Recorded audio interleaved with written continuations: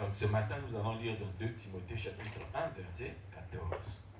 Ceux qui étaient là la semaine dernière, vous savez que nous avons expliqué le dimanche d'avant que celui qui vient pour mettre fin au règne de l'ennemi dans ta vie, celui que Dieu a envoyé, nous avons vu que c'était la main qui écrivait sur le mur. Et cette main, c'est le Saint-Esprit. Et nous avons vu avec Éphésiens chapitre 1, verset 13, là-bas on nous a dit que quand tu as cru à la parole qui t'a été annoncée, tu as été scellé du Saint-Esprit. Amen. C'est ce que nous étions en train, c'est ce que nous a dit le chant qu'on vient de nous dire. Allant de l'autre côté, c'est-à-dire tu as écouté la parole de Dieu. Quand tu as écouté la parole de Dieu, la Bible dit que Dieu ne t'a pas laissé avec cette parole pour que tu te débrouilles. Mais la Bible dit que Dieu t'a scellé du Saint-Esprit. Quelque chose qui a été scellé, ça veut dire c'est quelque chose qui a été fermé pour que d'autres personnes ne puissent plus y avoir accès. Alléluia. Est-ce que vous me comprenez? Hein? Donc, si toi, tu es un frère, tu es une sœur, et que tu laisses accès aux choses du monde dans ta vie, ça veut dire que toi, le Saint-Esprit, ne fait pas son travail de sceller. Amen. Mais pour que le Saint-Esprit puisse faire son travail de sceller en toi, il faut que tu puisses croire en la parole. Et quand tu as cru en la parole de Dieu, il y a des choses que tu dois faire qui vont encourager l'Esprit tous les jours à te parler et à te dire, n'aie pas peur, tu es scellé par ma présence. Donc, nous irons de l'autre côté. Alléluia. Quand tu es scellé par le Saint-Esprit. Et nous avons dit que ceux qui avaient cru, qui étaient scellés par le Saint-Esprit, ils faisaient quoi? Ils persévéraient dans 4 choses. La première chose, les 2 premières choses que nous avons vues, c'était l'enseignement des apôtres et la fraction du pain. Alléluia. Sans l'enseignement des apôtres, qui est aussi la forme communautaire de la fraction des pains, tu ne peux pas aller loin avec le Saint-Esprit qui t'a scellé. Alléluia. Tu ne peux pas aller loin avec le Saint-Esprit. Parce que la Bible dit que le Saint, Jésus lui-même, il a dit, quand l'Esprit, le Consolateur, viendra, il vous enseignera toutes choses.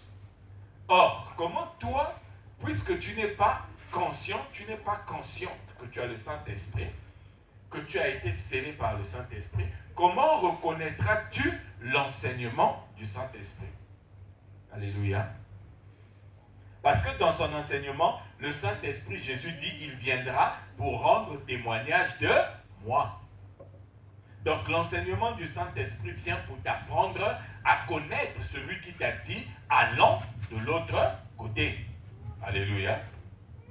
Mais si toi, tu n'aimes pas ou tu ne veux pas accorder du temps ou de l'attention à l'enseignement des apôtres, c'est-à-dire l'enseignement du Saint-Esprit, ça veut dire que toi-même, à qui on a dit allons de l'autre côté, dès que ça va bouger, toi-même tu risques de sauter même dans l'eau directement pour mourir, avant même que la barque ne se retourne. Est-ce que vous avez déjà vu des gens qui sont dans un bateau? Le bateau est en train de bouger, il est prêt à se renverser. Et eux, ils sautent dans l'eau. Ah, vous avez vu, non? Bon, maintenant, toi, tu es dans un bateau. Le bateau est en train d'être menacé par l'eau, mais toi, tu sautes dans l'eau. Amen. Est-ce que ça a un sens? Ça n'a pas de sens. Bon, maintenant, imagine qu'au moment où tu as sauté dans l'eau, le bateau est redevenu stable. Tu fais comment? Vous savez, j'avais un ami, quand j'étais en seconde à Brazzaville, à l'époque, c'est là où on venait d'entendre parler du sida. Hein? J'avais un oncle. La première fois que j'ai entendu parler du sida, c'est le petit frère de mon père qui était venu nous en parler à la maison. Et mais vraiment, vous là, vous qui faites beaucoup de désordre, là, vous savez, hein, il y a une maladie qui est sortie ici là qu'on appelle le sida. La maladie là, quand tu attrapes ça, la première fois que j'ai entendu parler du sida, pour moi, dans l'image que j'avais du sida, c'est que quand tu as le sida, tu es obligé de t'asseoir dans un seau. Parce que tu es tout le temps en train de faire la gastro. Pour moi, l'image que j'avais du sida, c'est ça. Donc, comme mon oncle est venu me dire, vous là, le sida, là, quand tu attrapes ça, tu es aux toilettes tout le temps. Ah, et non, le sida, c'est comme ça. Et donc, quand j'étais en seconde, j'avais un ami, il me dit, oh non, tu sais, l'hôpital au Congo, à Brazzaville, le CHU, et là-bas, on mettait les gens qui avaient le sida au 5e étage. Ouais, non? Donc, quand tu partais rendre visite à quelqu'un dans cet hôpital, si tu dis, oh, je vais au 5e, on dit quoi, il y a quelqu'un qui a le sida là-bas. Alléluia. Et donc, cet ami-là, il y avait un de ses cousins qui avait attrapé donc cette maladie, puisque c'était une maladie inguérissable, et lui, il s'est jeté depuis le 5e pour se suicider. Et à l'époque, on était jeunes et on rigolait. Et il me dit, ah, mais imagine au moment où il est en train de sauter, il y a un médecin qui dit, ah, on a trouvé le médicament contre le sida. Il fait comment? Et je dis, mais il a quelqu'un comme Superman, il vole et puis il revient au 5e étage. Alléluia. Amen. Comment ça se fait que toi, à qui on a dit, allant de l'autre côté, dès que ça bouge un peu, tu tombes là où il y a le danger? Amen.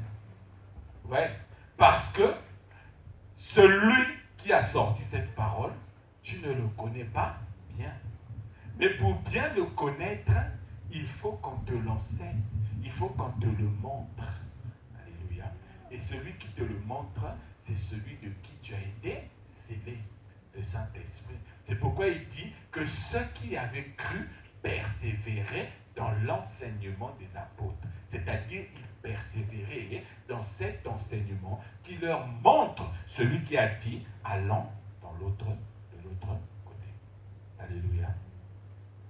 Quand tu aimes l'enseignement de Christ, bien aimé, quand tu aimes l'enseignement de Christ, tu dois être convaincu que toi, tu as le Saint-Esprit. Alléluia. Est-ce que vous savez qu'il y a des gens qui n'aiment pas l'enseignement de Christ? Est-ce que vous savez qu'il y a des gens qui n'aiment pas l'enseignement de Christ? Oui, vous allez dans beaucoup d'églises ici, là, les gens n'aiment pas l'enseignement de Christ. Les gens aiment ce que la Bible appelle les généalogies et les fables. Quand tu viens pour dire, ah, vous savez, moi, j'étais magicien. Quand j'étais magicien, j'allais dans la maison de Satan. Et là, vous allez voir tout le monde. Ah, qu'est-ce qu'il entend? J'allais dans la maison de Satan. Vous savez, quand vous arrivez dans la maison de Satan, il y a une porte rouge à tel endroit, tu dois accrocher ton manteau. Et là, il est en train de vous raconter des histoires dans lesquelles il ne vous apprend même pas à connaître celui qui vous a dit allons de l'autre côté. Là, il est en train de vous apprendre seulement ce qui se passe dans le monde de Satan. Alléluia. Non, vous savez, moi, quand j'étais, en fait, chez moi, j'étais un sataniste, je devais sacrifier des gens, chaque jour. J'ai sacrifié mon père, j'ai sacrifié ma mère, j'ai sacrifié mon oncle, j'ai sacrifié un tel, même dans le quartier. Et il est fier de raconter ce genre de choses.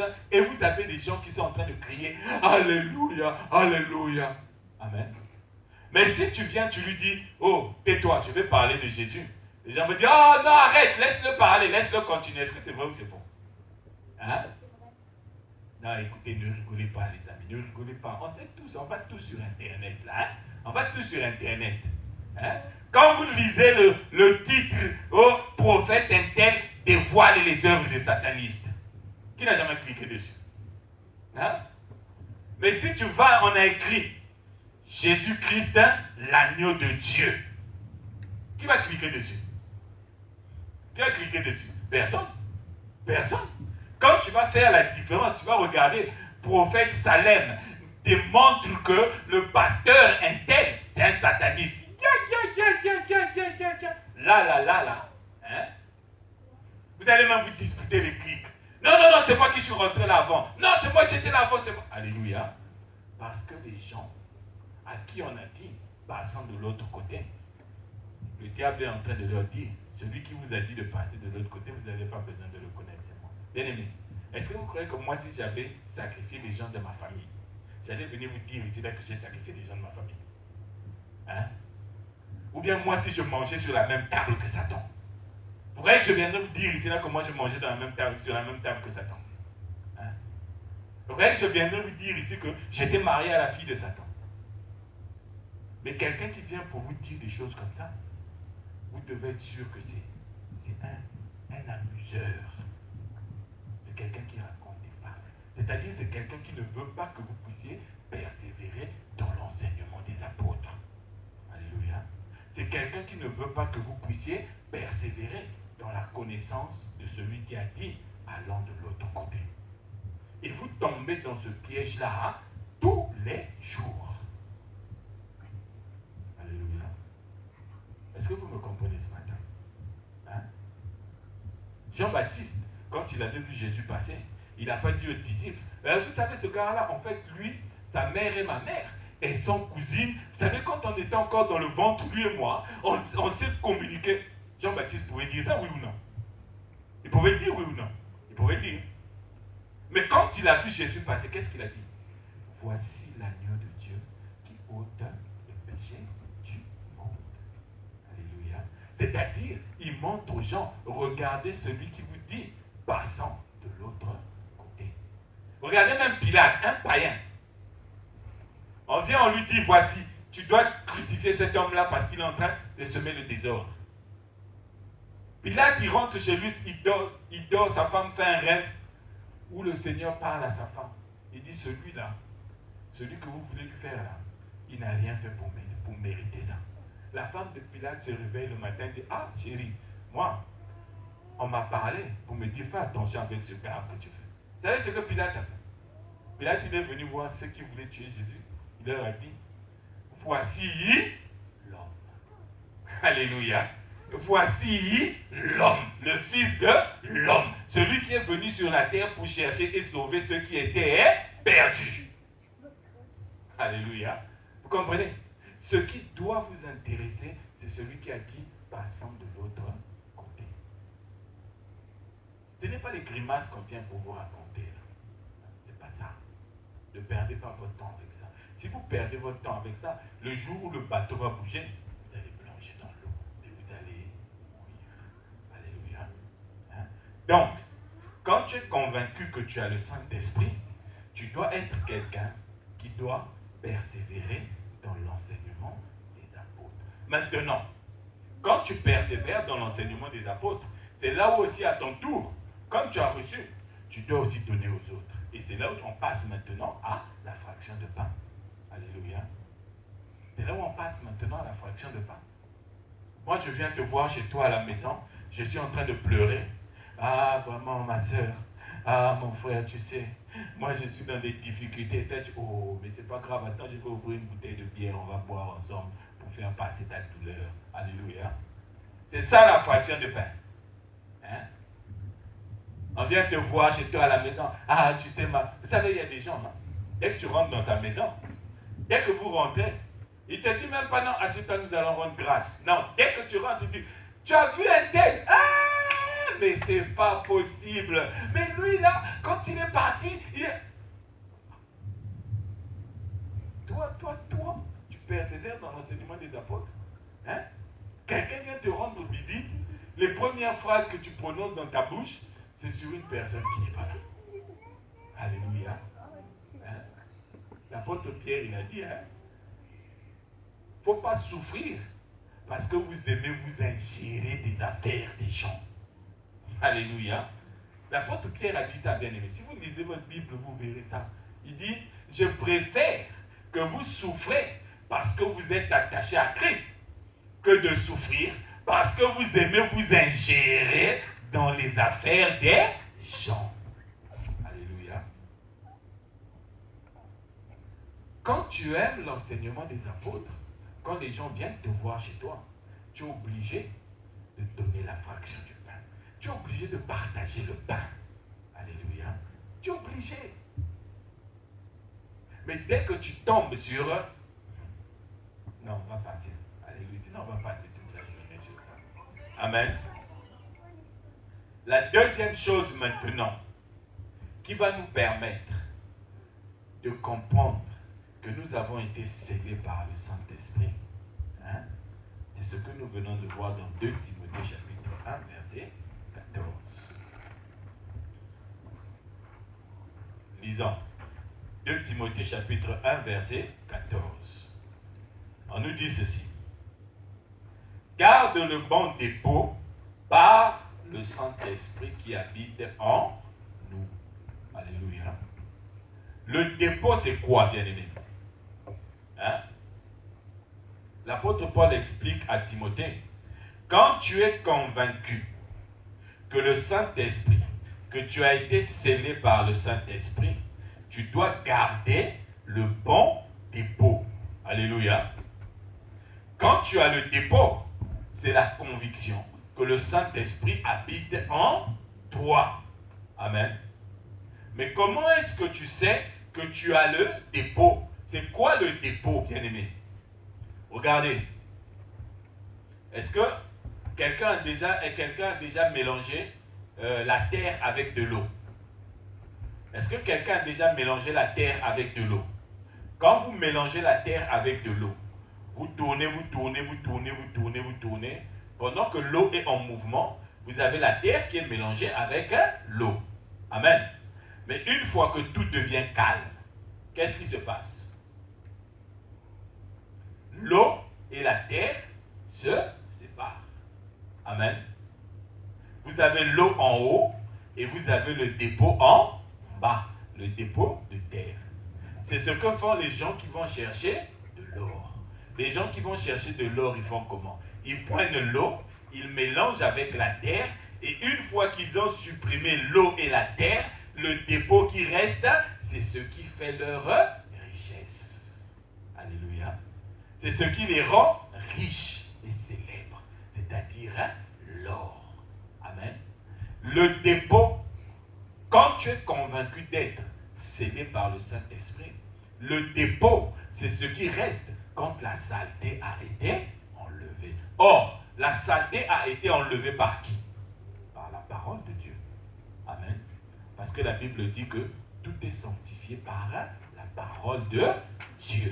Donc, une fois que tu reçois la parole de Dieu vient, elle nettoie toutes les saletés qu'il y a en toi, et ensuite il reste un dépôt, et ce dépôt-là, c'est ce que nous appelons, ce qui doit te convaincre d'être scellé par le Saint-Esprit. Alléluia. Or, pour que tu sois convaincu d'être scellé par le Saint-Esprit, d'avoir le dépôt, je vous pose une question, bien-aimé. Quand tu as trouvé de l'or, comment tu sais que c'est de l'or? Comment on sait que ce que j'ai trouvé, c'est de l'or? Si on te donne un gros caillou, on te dit que c'est de l'or. Si je viens là, je dis, tiens ça, c'est de l'or. Tu vas faire quoi? Hein? Alléluia. Ce que tu fais, c'est quoi? C'est que tu vas soumettre cet or-là à ceux qui connaissent à quoi ressemble l'or. Vrai ou faux? Hein? Tu vas soumettre cet or à ceux qui connaissent à quoi ressemble l'or. Et eux, quand ils verront cet or, ils diront, c'est de l'or, tu es riche. Alléluia. Est-ce que vous comprenez?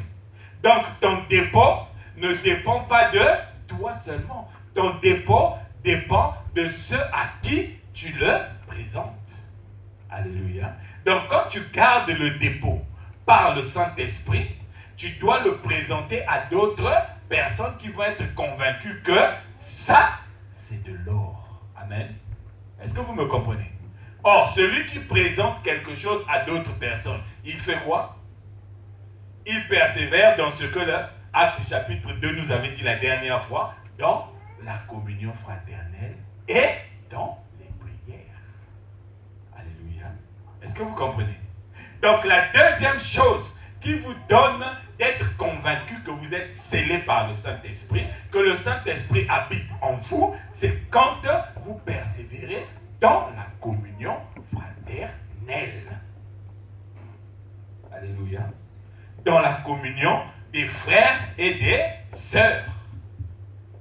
Amen.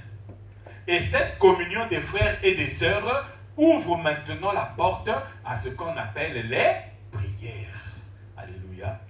Mais c'est quoi la communion fraternelle? Prenons Actes chapitre 4, le verset 32. Pour ceux qui notent, hein, vous notez Actes chapitre 4, le verset 32 et Actes chapitre 2, le verset 44.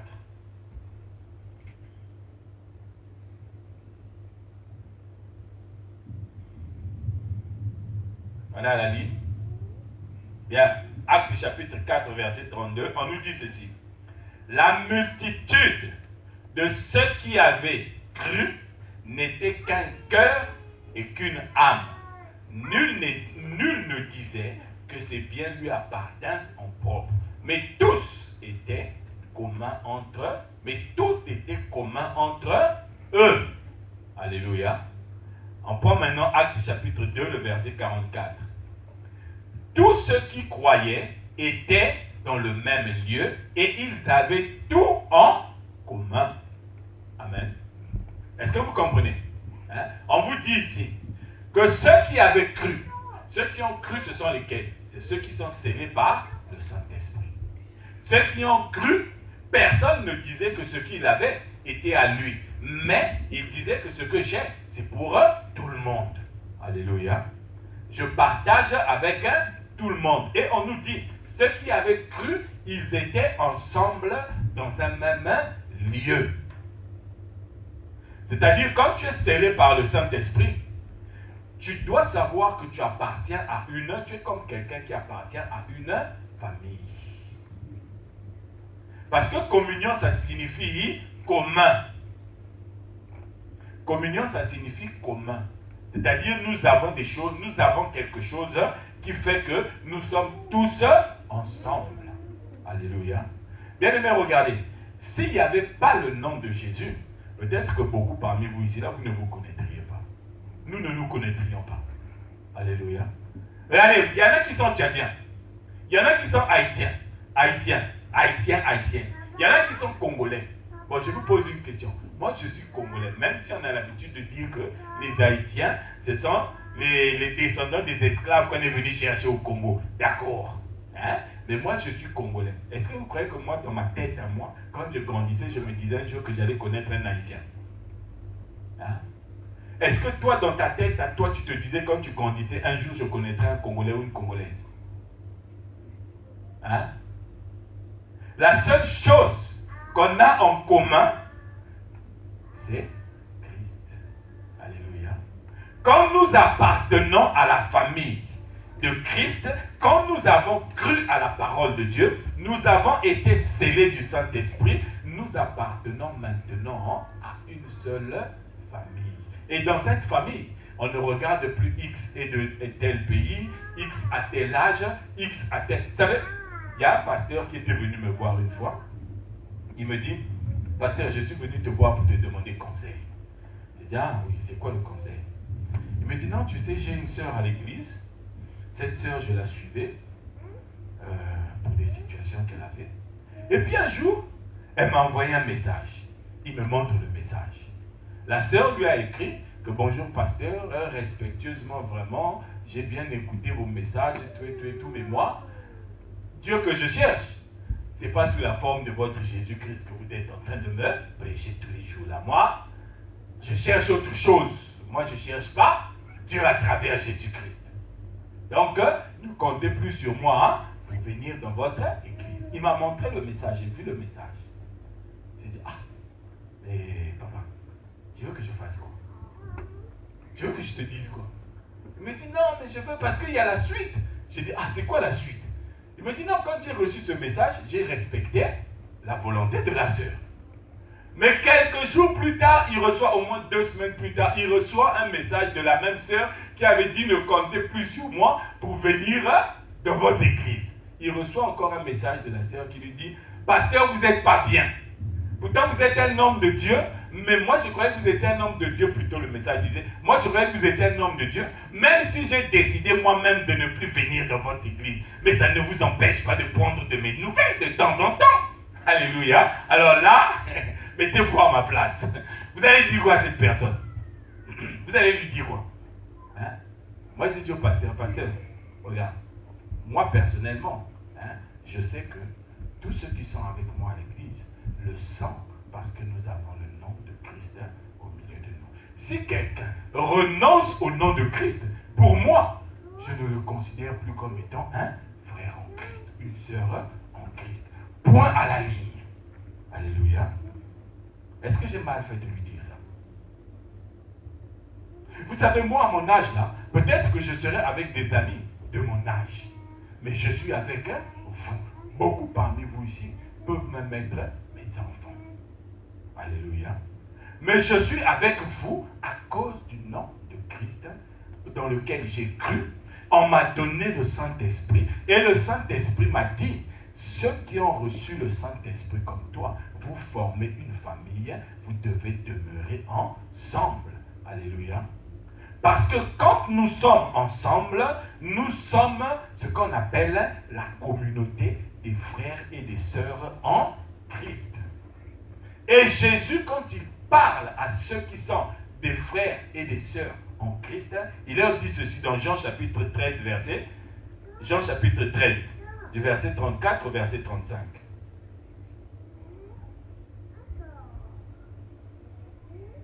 On a la ligne? Tout le monde est à la ligne là. On nous dit ceci, Jésus dit ceci. Je vous donne un commandement nouveau. Alléluia. Donc, vous comprenez que ce commandement-là, Jésus ne l'avait pas donné avant aux gens. Il dit, je vous donne un commandement nouveau. Aimez-vous les uns les autres, comme je vous ai aimé, vous aussi, aimez-vous les uns les autres. À ceci, tous connaîtront que vous êtes mes disciples si vous avez de l'amour les uns pour les autres. Alléluia. Jésus nous dit ici que vous qui avez cru, vous formez une nouvelle famille. Et être dans cette famille demande ce qu'on appelle la communion fraternelle. Et être dans la communion fraternelle, ce n'est pas seulement blablabla. Bla, bla, bla. Ce n'est pas seulement dans tous les jours tu appelles maman comment. Ce n'est pas seulement. Non, c'est être dans l'amour fraternel. Alléluia.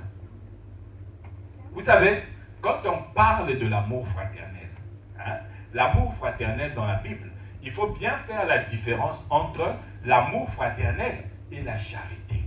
Alléluia. La charité, c'est ce qui nous emmène à aller évangéliser les païens. Est-ce que vous comprenez ça? Parce que quand tu ouvres les yeux, tu vois le païen là, il est en train de marcher, il va vers la mort. Et à cause de la charité que tu as dans ton cœur, tu vas voir le païen pour lui donner Christ. Amen. Mais l'amour fraternel, c'est l'amour que tu as pour ceux qui sont de ta famille. Amen. Et quand tu as l'amour fraternel, bien-aimé, ça veut dire que tu possèdes l'amour de Christ. Et quand tu possèdes l'amour de Christ, les gens voient. Alléluia. Les gens voient. Comment les gens voient que tu possèdes l'amour de Christ? Parce que tu n'exploites pas les membres de ta famille. Amen. Je vous pose une question. Si vous avez des frères et des sœurs, la seule chose que vous avez en commun, c'est quoi? C'est le nom de votre Père. Amen. Le nom du Père a fait que vous puissiez être des frères et des sœurs. Ok? Bon, maintenant, toi, tu travailles. Tu gagnes 2000 euros. Ton grand frère travaille. Il gagne 5000 euros. Mais tous les jours, quand il y a un problème, il vient te dire, à toi, il faut donner 500 euros. Et lui, quand vous regardez, lui, il a donné 0. Est-ce que vous allez trouver ça normal? Est-ce que vous allez trouver ça juste? Est-ce que là, vous avez un exemple d'amour fraternel? Alléluia. Ah oui, bien aimé, il y a des gens comme ça. Dans nos assemblées, vous avez des gens qui ne sont là que pour exploiter les frères et les sœurs en Christ. Quand lui, il a besoin qu'on puisse faire un jeûne et prière pour sa situation, là, il va venir vous harceler. Il dit, mais pasteur, tu as oublié même, mais tu avais dit qu'on devait faire un jeûne et prière parce que moi, je cherche le visa pour aller en France. Mais le jour où quelqu'un va venir lui dire, frère, on va faire un jeûne et prière pour aller évangéliser, pour parler de Jésus-Christ à ceux qui sont. Ah, tu sais, en fait, aujourd'hui, moi, je suis un peu empêché parce que, alléluia. Donc, quand c'est difficile, les autres font. Quand c'est facile, il est là. Alléluia.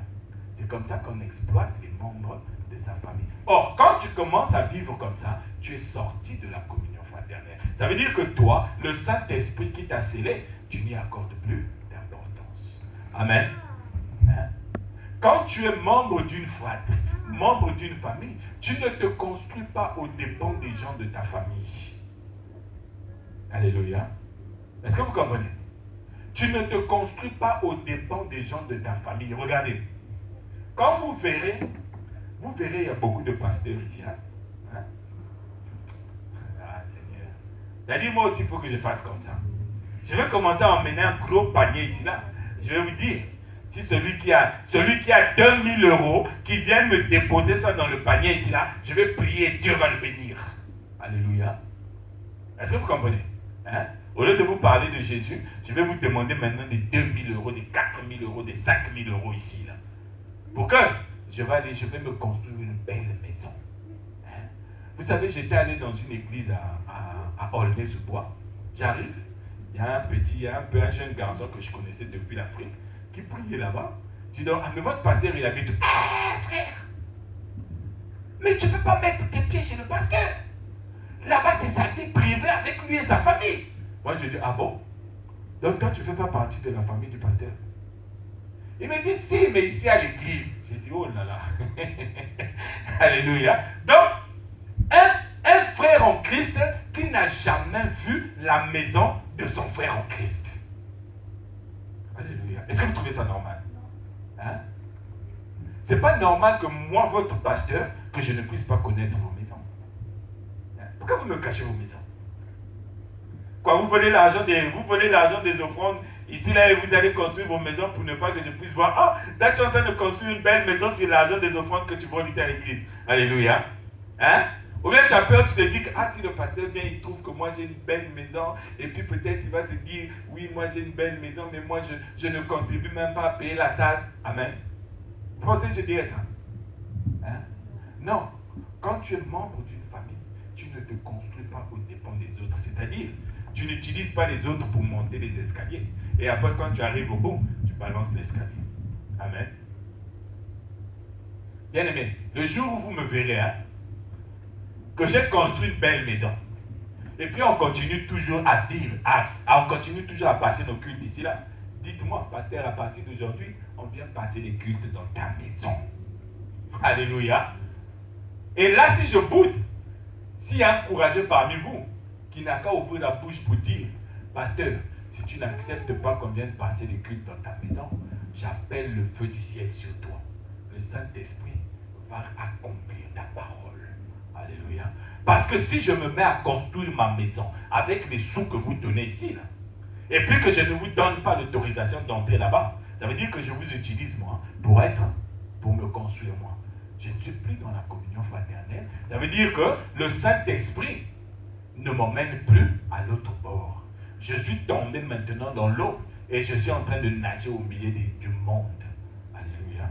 Mais moi, je n'ai pas peur que vous puissiez venir chez moi. Chez moi, vous ne trouverez pas de bouteille de bière. Je pourrais même vous laisser rentrer dans le frigo, à moins que, si je vous interdis d'aller fouiller dans mon congélateur, parce que je sais que vous allez prendre mon manioc. Amen. C'est la seule chose qui va m'empêcher de vous laisser fouiller ma maison. Mais sinon, pour le reste, je vous laisserai fouiller. Amen. Parce que pour le manioc, là, je vous sortirai des prophéties. Amen. Hein? Donc, quand tu veux demeurer dans la communion fraternelle, il ne faut pas te construire aux dépens des autres. Et quand tu es dans la communion fraternelle, tu appartiens à une famille, il ne faut pas mépriser les membres de ta famille. Alléluia. On ne méprise pas les membres de sa famille. Vous savez, je vous avais expliqué une fois que j'avais un grand qui m'a... Jusqu'à présent, quand je pense à ce grand-là, ça me fait toujours mal. Ça me fait mal. Vous savez, ce grand-là, il est l'aîné de sa famille. Hein? L'aîné de sa famille. Il est le seul qui ne travaille pas dans sa famille. Il a 2 petits frères qui sont ici en France. Quand je vois son petit frère, une fois, j'ai même tiré les oreilles à son petit frère, qui est plus jeune que moi. J'ai dit, mais toi, ça ne va pas dans ta tête. J'ai demandé ton grand frère comment, oh, celui-là, il passe son temps à déranger les gens, oh, envoie-moi l'argent, envoie-moi l'argent. J'ai dit, ah, petit. Donc toi, parce que tu es arrivé ici en France, tu gagnes un petit 1000 euros là où tu travailles, ton grand frère, tu as oublié que c'est ton grand frère. Et tu dis, oh non, grand, mais tu sais, je dis, je ne sais rien, je sais juste une chose, que c'est ton grand frère. Même si je gagne des millions, mon grand frère, il touche le SMIC. Quand je ferai mon grand frère, je m'inclinerai toujours devant mon grand frère. Alléluia. Parce que mon grand frère est pour moi l'image de Christ qui est mon grand frère à moi. Alléluia. Je ne peux pas mépriser un membre de ma famille parce que lui, il gagne moins que moi. Amen.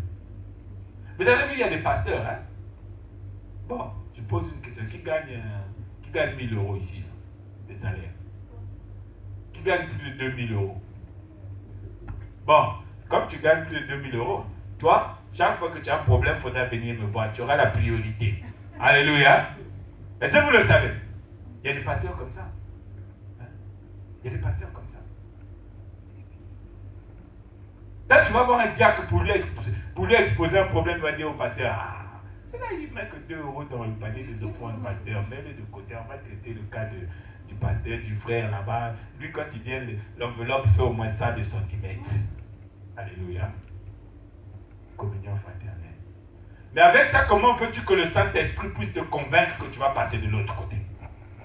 Hein? Quand tu méprises les autres, le frère, tu le vois tous les jours à l'église avec le même pantalon, avec la même chemise. Au lieu de t'approcher du frère, de chercher à savoir ce qui se passe, tu es là, c'est là aussi, hein? Ah, tous les jours c'est la même chemise, tous les jours c'est la même chemise. Tu le vois à Carrefour, chemise. Tu le vois à Lidl, chemise. Tu le vois à l'église, chemise. Ah! Donc c'est sûr, quand tu vas mourir aussi dans le cercueil, si tu vas pour ouvrir, tu verras, il aura la même chemise et le même pantalon. Alléluia. Tu méprises le frère parce qu'il ne met pas des Weston comme toi, parce qu'il ne porte pas des Polo Ralph Lauren comme toi, parce qu'il ne met pas des Levi's comme toi. Alléluia. Bien aimé. Les membres d'une même famille ne se méprisent pas. Les membres d'une même famille ne se méprisent pas. Et quand tu es membre d'une même famille, bien aimé, la 5e chose que tu dois savoir, c'est que tu ne dois pas nuire à la réputation de ta famille. Alléluia. Tu ne dois pas nuire à la réputation de ta famille. Vous savez, toujours à Brazzaville, bien aimé, j'avais un ami. Quand j'allais chez mon ami là, il habitait en diagonale avec une famille. Dans cette famille, il y avait 4 filles et 2 garçons. Et j'étais ami avec les 2 garçons. Mais les 4 filles qui habitaient, les 4 sœurs de ces 2 garçons-là, alléluia. Aïe, aïe, aïe, aïe, aïe, aïe. Il y en avait une, hein, parmi les 4. Elle, je pense que ça devait être le président de la République des prostituées dans le monde. Amen. Je peux vous assurer que cette fille-là, c'est-à-dire, j'avais une mauvaise opinion de cette famille-là à cause de ces filles-là. Parce que vous les femmes, je vais vous poser une question. Est-ce que toi, en tant que femme, hein, tu peux être avec un homme assis chez toi, tu demandes au monsieur, j'ai envie de prendre des yaourts. Le monsieur se lève pour aller acheter des yaourts, et pendant que le monsieur vient avec les yaourts que tu lui as commandé, un autre monsieur vient en voiture, il te dit, monte, on s'en va. Et tu dis au monsieur que tu as dit d'aller, dépose des yaourts là-bas, et puis on se verra plus tard. Tu montes dans la voiture, tu es parti. Est-ce que ça, c'est un schéma que vous pouvez envisager, vous, en tant que femme? Alléluia. Et là, c'est seulement un petit morceau que je vous ai donné. Si je pouvais vous donner le reste. Quand tu appartiens à une famille, tu fais attention à ne pas nuire à la réputation de cette famille. Je vous avais expliqué la dernière fois ici, le monsieur qui avait voulu emmener les responsables de l'église où moi j'étais, sur une île, et quand le pécheur a vu, oh, c'est celui, vous allez dans la maison de celui-là. Celui-là, il est pasteur chez vous là-bas. Mais si lui, il est pasteur, moi, je peux être même pape chez vous là-bas. Oh, pourquoi tu dis ça? Prenez le paquet de sucre, ouvrez, vous verrez le nombre de carrés de sucre qu'il y a dedans. C'est le nombre de femmes qui l'emmènent là où vous allez passer votre veillée de prière ou je ne sais pas quoi. Alléluia. Voyez comment vous nuisez à la réputation de votre famille. Hein? C'est ça. Toi, tu appartiens à la famille des enfants de Dieu. Mais tous les jours, on te voit dans les ngans. Bon, je sais que certaines personnes ne savent pas ce que c'est que le ngana, mais dans les bistrots, dans les bars, on te voit devant une bouteille de bière. Ah, c'est pour rafraîchir. Et quand tu te rafraîchis dans ce bar-là, c'est pour donner des discussions qui n'ont ni queue ni tête. Alors, tu penses que comme moi je viendrais parler de Christ à quelqu'un qui est dans le bar avec toi, quand cette personne te verra avec moi, il va te demander, c'est qui lui? Oh, c'est notre pasteur. Ah bon? Toi, tu es membre de son église. Ah, viens, on va prendre notre bière. Il faut laisser ces histoires-là. Alléluia. Vous voyez comment est-ce que vous contribuez à ternir l'image de votre famille. Amen. Parce que les gens, quand ils vont me voir, c'est pas moi qui vont voir, mais c'est Christ qui vont voir. On dit, oh, donc Christ là, il accepte des gens comme ça là, qui passent leur journée à se droguer, à fumer le dimanche là à l'église. Amen. Tu contribues à ternir la réputation de ta famille. Quand tu es scellé par le Saint-Esprit bien-aimé, quand tu participes à la communion fraternelle, tu dois savoir que Dieu attend de toi aussi que tu participes au moment de joie et de tristesse de ta famille. Amen. Il y en a qui sont présents à l'église. Seulement si on dit on va prier pour les malades, on va prier pour les gens qui ont besoin de guérison, on va prier pour les gens qui ont besoin du mariage, on va prier pour la réussite, on va prier pour... Quand vous dites ça, vous verrez, même les gens que vous avez vus à l'église depuis le 18e siècle, ce jour-là, ils vont venir. Je vous dis seulement, bien aimé, faites seulement une expérience. Partout où vous passez, dites, ah, notre pasteur à l'église, il est puissant. En tout cas, il avait prié pour moi. Je n'arrivais pas à voir ceci. Il a prié, j'ai eu ça. Vous allez voir comment les gens vont courir ici. Vous allez voir comment les gens vont courir. Alléluia. Parce que les gens veulent participer à la vie de la famille seulement quand il y a la joie. Amen. Seulement quand il y a la joie. Quand il y a la tristesse, ils ne sont plus là. Ou quand ça demande maintenant des efforts, ils ne sont plus là. Mais comment veux-tu que le Saint-Esprit puisse t'emmener de l'autre côté? Amen. Est-ce que vous comprenez? Quand il faut manger, elle est là. Il est là. Mais dès qu'il faut commencer les choses sérieuses, pour donner gloire à Dieu, là tu vois maintenant on commence à raser les murs. Ah, je n'ai pas le temps. Amen. Bien-aimé, la communion fraternelle est la chose qui va t'apprendre à garder le dépôt que la parole de Dieu a laissé quand la saleté a été nettoyée en toi. La dernière chose que tu dois savoir, c'est que quand tu es membre de la famille de Christ, tu ne dois absolument pas négliger tes responsabilités envers ta famille. Amen. Cette semaine-ci, qui m'a appelé pour prendre de mes nouvelles? Qui m'a appelé pour prendre de mes nouvelles? Il y a une seule personne qui m'a appelé pour prendre de mes nouvelles.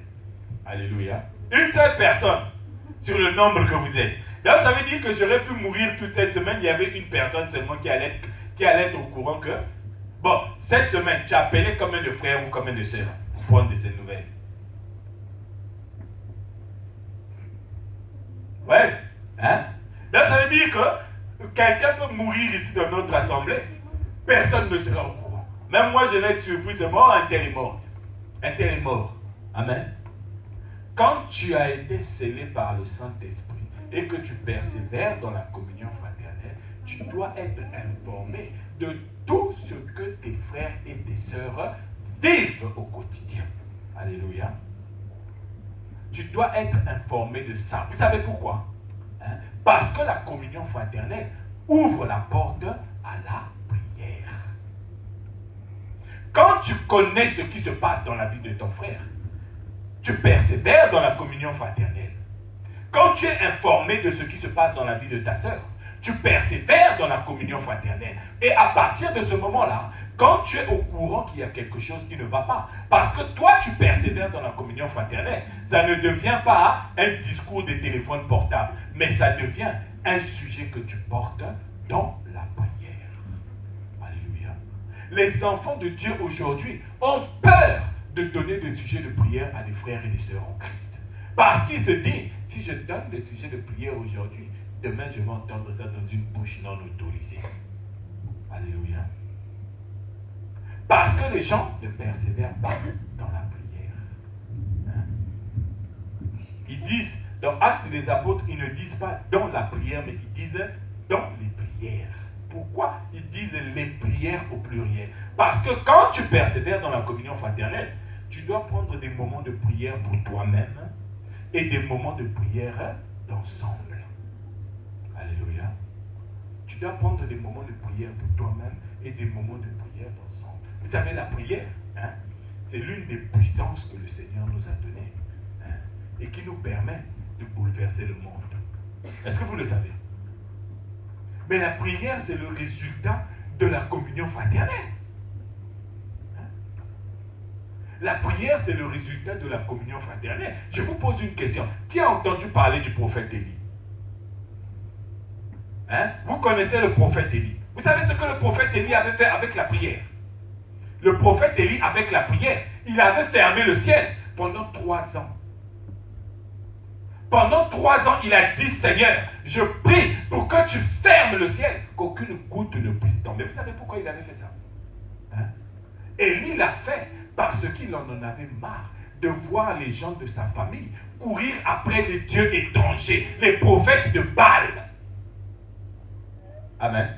Vous savez, non? Moi, le jour où je vais apprendre que le frère un tel, que la sœur un tel, elle continue avec tel genre de vie, bien aimé, le jour où tu verras mon numéro s'afficher sur ton téléphone, si tu es dans une action qui ne correspond pas à la vie de la famille de Dieu, le jour où tu verras mon numéro de téléphone s'afficher sur ton téléphone, ne décroche pas.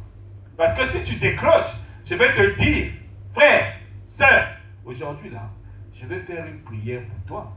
Je vais fermer le ciel au-dessus de ta tête pour que pendant 3 ans, tu n'aies pas de pluie. Alléluia. Ne crois pas que je le fais parce que je ne t'aime pas, mais je le fais parce que je veux que tu sortes dans les dieux étrangers que tu es en train de servir. Alléluia. Mais si tu ne persévères pas dans la communion fraternelle, comment pourras-tu fermer le ciel? Le prophète Élie a fermé le ciel. Aucune goutte de pluie ne tombait sur Israël parce que Israël est en train de servir les dieux étrangers. Amen. Pour les ramener à la raison. Mais toi, quand tu entends que le frère un tel est comme ceci, la sœur un tel est comme ceci, tu te réjouis même. Tu dis, ah, c'est bien fait. Lui, il voulait montrer que lui, c'est lui. Elle voulait montrer qu'elle, c'est elle. Alléluia. Mais il y a des gens qui n'aiment pas prier. Moi, je vous dis, il y a des gens qui n'aiment pas prier. Hein? Matthieu chapitre 6, verset 5 à 6.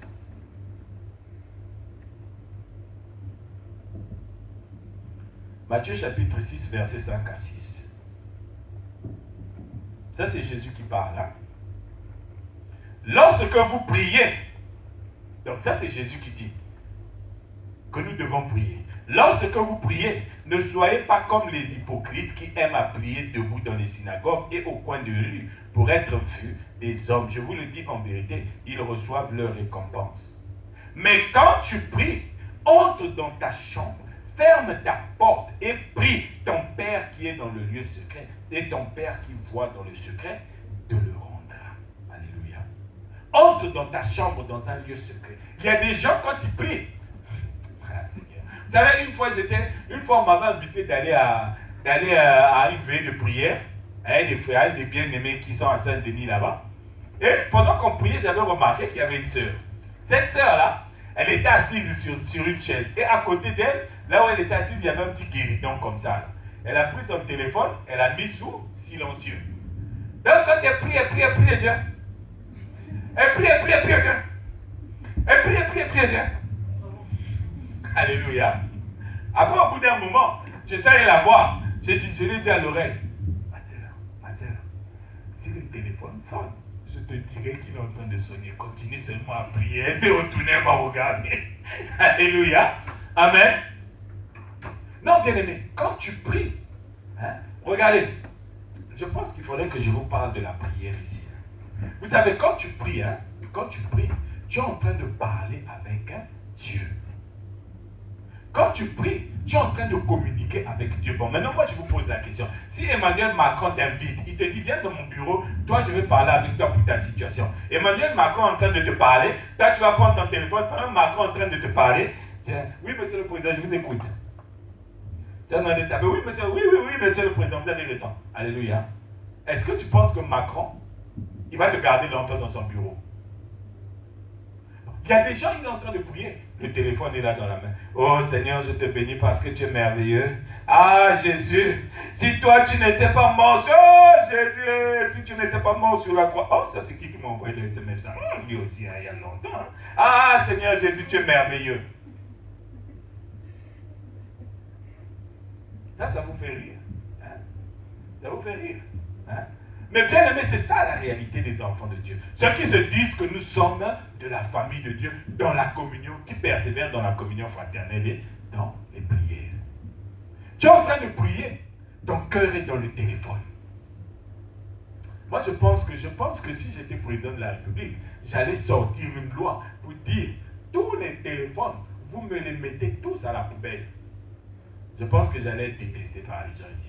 S'il y a les gens qui devaient, je pense que je devais être le premier qui devait faire l'unanimité contre lui après Christ. Alléluia. Hein? Non, bien aimé. Quand tu pries, Dieu, il faut le respecter. Parce que quand tu as ton téléphone avec, tu es comme ces hypocrites là que Jésus dit. Ceux qui sont en train de prier dans les places publiques. Ah Seigneur, tu es merveilleux. Ah, il faut que tout le monde voit qu'il est en train de prier. Mais entre-temps, dans son cœur, il est en train de faire autre chose. Amen. L'ange est venu dire à Daniel, dès l'instant où tu as commencé à prier, dès l'instant où tu as eu à cœur d'ouvrir ta bouche, la parole était déjà montée. Bien aimé, quand tu ouvres la bouche pour prier, si tu me vois aujourd'hui là, je ne suis pas bien. J'ai dit, ah aujourd'hui je ne vais pas prêcher. Quand tu me vois comme ça là, si tu te dis, le pasteur, il y a quelque chose qui ne va pas. Quand tu viens, tu dis, pasteur, qu'est-ce qui se passe? Je vais peut-être faire le dur, je vais dire, oh non, ça va, ça va, ça va. Mais toi, quand tu auras compris que le pasteur, ça va pas. Quand tu vas rentrer chez toi, si tu es en communion fraternelle avec moi, quand tu vas te mettre à genoux, dès que tu vas dire, Seigneur, j'ai vu le pasteur. Alléluia. Dès que tu vas dire seulement, Seigneur, j'ai vu le pasteur, ta parole, même les démons qui étaient au-dessus de moi là, qui étaient en train de m'embêter, quand ils vont voir ta parole passer, comme la balle, boum, le démon qui va commettre l'erreur de se trouver au milieu là, il va être trouvé par cette prière. Alléluia. C'est ça, bien aimé. Hein? Quand tu es dans la communion fraternelle, tu vois que ton frère, ça ne va pas. Tu pries. Alléluia. Mais nous n'aimons plus prier. Nous n'aimons pas prier. Quand on dit aux gens, on va faire, la dernière fois, on a fait des chaînes de prière, on a fait une chaîne de prière ici, là. Si je vous disais, bon, qui est d'accord pour qu'on reprenne une chaîne de prière cette semaine?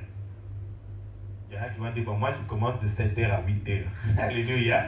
Quand on a dit, bon, on va commencer, il y en a qui vont commencer de 23h à minuit, de minuit. Vous allez voir que tout le monde va se battre pour prendre de 23h à minuit, de 7h à 8h. Mais de 1h à 2h, de 2h à 3h, de 3h à 4h du matin, personne, parce que il faut que je dorme. Alléluia. Amen. Bien aimé, celui qui aime la prière, c'est celui qui est prêt à se sacrifier. Amen. Amen. Est-ce que vous comprenez? Hein? Quand tu aimes la prière, quand tu es dans la communion fraternelle, toi tu es prête. Tu es prêt à aller même au bout de la terre, seulement pour que Dieu puisse entendre ta prière. Non pas seulement pour toi, mais pour celui avec qui tu es en communion fraternelle. Alléluia. C'est comme ça que le Saint-Esprit verra que celle-là, celui-là, il est conscient que nous devons aller de l'autre côté. Amen. Et la deuxième chose qu'on te dit, ce n'est pas seulement tes prières à toi. La deuxième chose qu'on te dit, c'est la prière avec les autres. Alléluia. La prière avec les autres. Moi, ici, là, je crois que vous avez un groupe de mamans. Vous passez du temps dans la prière au téléphone.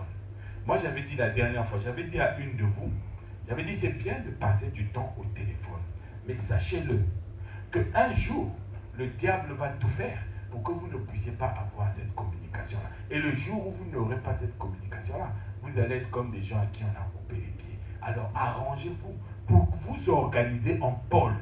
C'est-à-dire, quand tu sais que moi j'habite à la Ferté-sous-Joie, il y a 2 sœurs qui habitent à la Ferté-sous-Joie aussi avec lesquelles nous prions, on va faire un jour dans la semaine où nous allons nous retrouver pour reproduire ce que nous ferons le mercredi. Et quand vous ferez ça, d'autres personnes, s'il y en a un autre qui habite au fin fond de la France, qui est avec vous, elle aussi de son côté, elle va chercher d'autres personnes pour qu'au moins un jour dans la semaine, qu'elle puisse se retrouver avec celles avec lesquelles elles sont au téléphone. Pourquoi? Pourquoi c'est important? Allons dans Matthieu. Matthieu chapitre 18.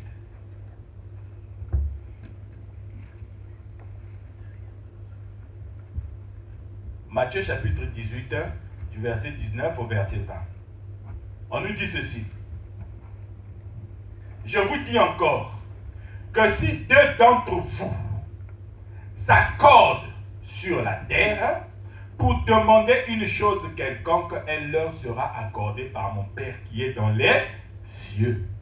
Vous avez vu, non? On vous dit ici que si deux personnes minimum, voilà les gens qui persévèrent dans les prières. Non seulement ils prient seuls à la maison, mais aussi ils savent que si on s'accorde à deux sur la terre, c'est-à-dire on est là, toi et moi, ensemble, nous nous disons que nous sommes des frères et sœurs en communion fraternelle, accordons-nous pour fermer le ciel au-dessus de la tête du pasteur, pour qu'il arrête de mettre sa main dans les offrandes. Le Seigneur va vous écouter. Alléluia.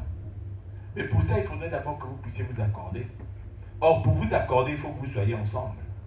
Amen. Pour vous accorder, il faut que vous soyez ensemble. Si vous n'êtes pas ensemble, ça peut marcher un temps. Si vous n'êtes pas ensemble, ça peut marcher 2 temps. Mais ça ne marchera pas 3 temps. Alléluia. Le verset 20, il dit ceci. Car là où 2 ou 3 sont rassemblés, sont assemblés en mon nom, je suis au milieu d'eux. Alléluia. Donc, quand vous vous assemblez pour prier, ça veut dire que vous êtes en train de vous accorder. Alléluia. Le rassemblement n'est pas virtuel, mais c'est un rassemblement réel. Aujourd'hui, on a la technologie qui nous rend d'énormes services, mais la technologie est aussi en train d'endormir les enfants de Dieu. Vous vous rendez compte qu'aujourd'hui, il y a des gens qui passent leur culte à la maison devant un ordinateur. Alléluia. Oh non, je passe le culte à la télé. La dernière fois, c'est mon père qui m'avait fait. Il me dit, tu sais mon fils, moi je passe les cultes à la télé. Je dis, tu passes les cultes à la télé. Le pasteur que tu as vu à la télé, là, le jour où tu auras des problèmes, tu pourras aller lui dire, pasteur. Tu vas parler à ta télé pour lui dire, pasteur, il faut prier pour moi parce que j'ai une petite situation. Et puis il va t'écouter. Il dit, oh mon fils, mais bon, mais parce que ma voiture est en panne, c'est pourquoi je ne suis pas là. Ah, il faut me dire ça. Dis-moi qu'il fallait commencer par là. Il fallait commencer par me dire que non, ma voiture est en panne, je n'ai pas pu aller au culte avec les frères et les sœurs. C'est pourquoi j'ai profité de faire ça à la télé. Mais ne me dis pas que tu passes des cultes à la télé. Alléluia. Ce n'est pas un culte que tu as passé. Jésus dit ici que là où 2 ou 3 sont assemblés en mon nom. Amen. Amen. Donc vous devez sortir de vos têtes. Hein. L'idée où vous dites que si je ne vais pas au culte aujourd'hui, je vais assister seulement au culte par Internet. Le diable va te couper Internet et tu vas voir que tu n'auras pas assisté au culte ce dimanche-là. Et tu vas voir que tu vas passer toute ta semaine sans aucune parole de Dieu, sans même prier. Amen. Bien-aimé, quand tu commences à ne pas persévérer dans la communion fraternelle, tu commences aussi à t'éloigner de la prière. Et quand tu t'éloignes de la prière, tu ne prends plus soin des membres de ta famille. Alléluia. Le Saint-Esprit oublie carrément que toi, tu avais cru dans la parole et tu as été scellé par lui. Tu deviens pour le Saint-Esprit 1 Timothée chapitre 5 verset 8. Allons-y. 1 Timothée chapitre 5 verset 8.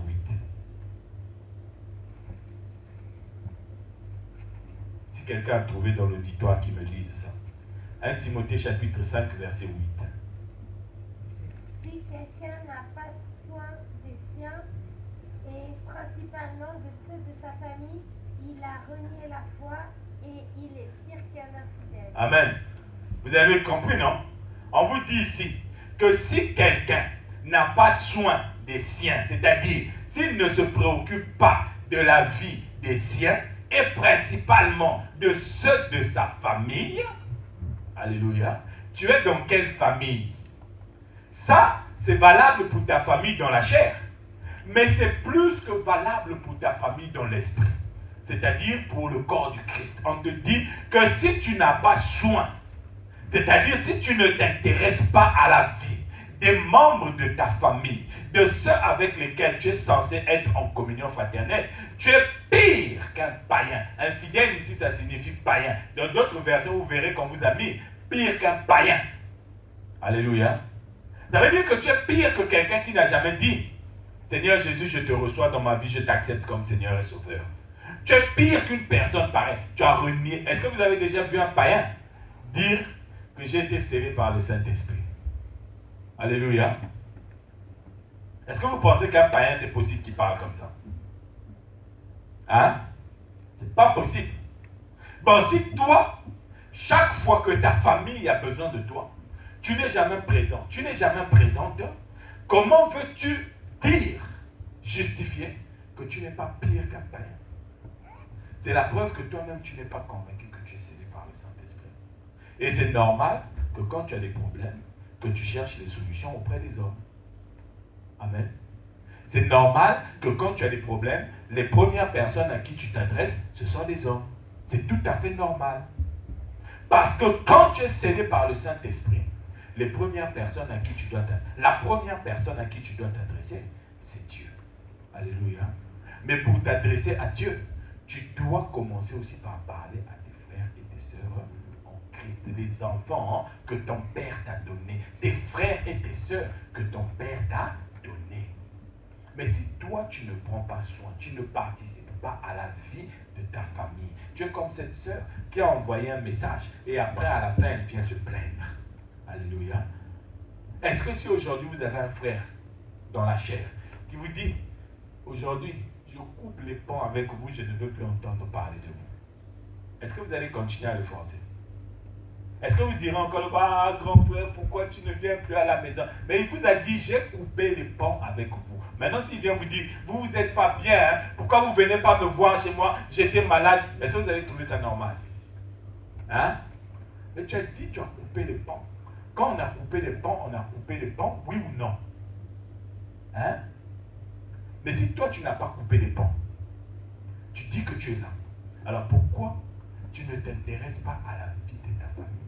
La Bible te dit, tu es pire qu'un païen. Tu as renié la foi. Et le Saint-Esprit ne peut rien faire pour toi pour passer de l'autre côté. Ça veut dire que toi, comme ça va commencer à se chauffer là, tu vas commencer à te dire, ah, il faut que je plonge dans l'eau. Amen. Amen. Alléluia. Vous savez, on a la grâce. Dieu nous a donné une famille merveilleuse. Il n'y a pas que nous ici, hein, bien-aimés. Nous avons de la famille un peu partout. Nous avons de la famille un peu partout. Mais ici, nous sommes la famille à cet endroit précis. Mais dans d'autres endroits, nous avons d'autres membres de famille qui sont là-bas. Alléluia. Donc si toi, déjà dans ta famille, là où tu es, tu ne te préoccupes pas de ce qui se passe. Je pense que c'est ceux qui sont dans cette famille-là là-bas que tu iras te préoccuper. Ils te diront, mais bon, quand tu as une famille là-bas, tu ne t'occupes pas de cette famille, donc c'est ici que tu vas venir. Tu es suspect. Vrai ou faux? Hein? Tu es pire qu'un païen, pire qu'un infidèle. Or qu'il faut que le Saint-Esprit puisse t'emmener de l'autre côté. Alléluia. Si tu veux que le Saint-Esprit puisse t'emmener de l'autre côté, commence aujourd'hui à regarder maintenant la communion fraternelle et les prières comme le moyen que Dieu t'a donné pour montrer à ton frère, pour montrer à ta soeur qu'elle a de l'importance à tes yeux, pour montrer à ton bien-aimé qu'il compte beaucoup pour toi, même s'il est en train de souffrir, qu'il ne s'inquiète pas. Toi, tu es là pour fermer le ciel au-dessus de toutes les difficultés qui sont en train d'embêter sa vie, comme Élie. Alléluia. Alléluia. Si tu es convaincu par cette parole ce matin, nous allons prier le Seigneur.